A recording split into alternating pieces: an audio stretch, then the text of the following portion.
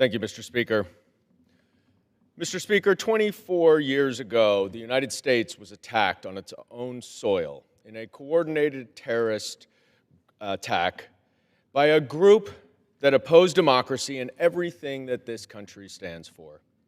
On that day, nearly 3,000 Americans were killed in New York City, Washington, D.C., and Shanksville, Pennsylvania, in the deadliest terrorist attack ever committed on American soil.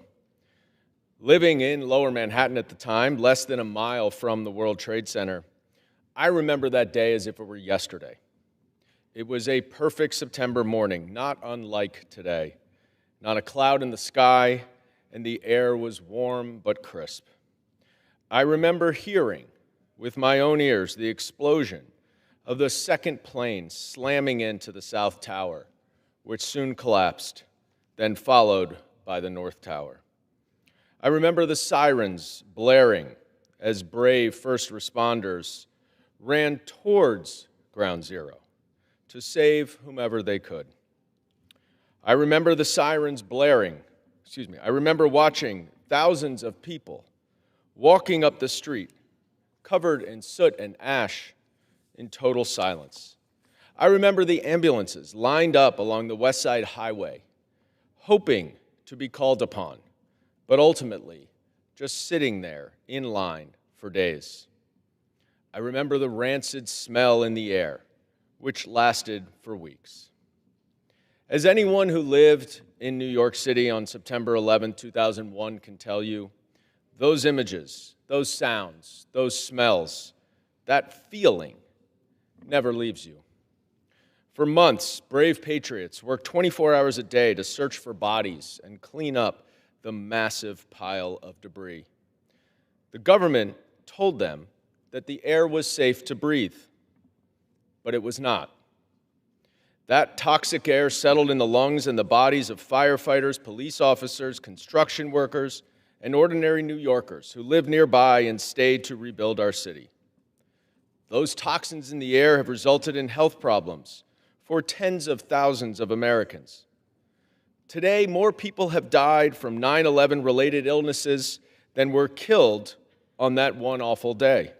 Survivors and first responders continue to receive diagnoses of cancer, respiratory diseases, and autoimmune disorders that were caused by their exposure to the air at Ground Zero.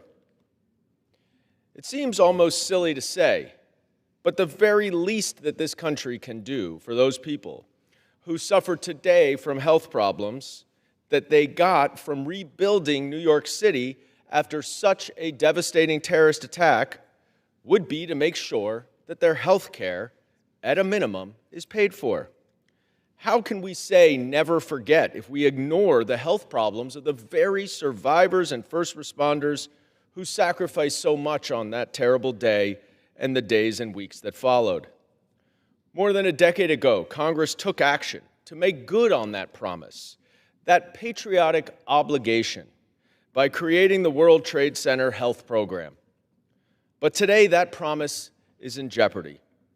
The number of first responders and survivors diagnosed with 9/11-linked cancers has ballooned to nearly 50,000 people as of this year, a new record. And when the law was passed and funded, nobody expected nearly as many survivors to encounter serious health problems from their exposure to toxins in Lower Manhattan. Rather than create a formula that automatically funds the program commensurate with the costs endured by those suffering from 9/11-related illnesses, Congress has instead just continued to fund the program for a year or a couple at a time, creating uncertainty and fear for many who depend on that program for their life-serving treatment.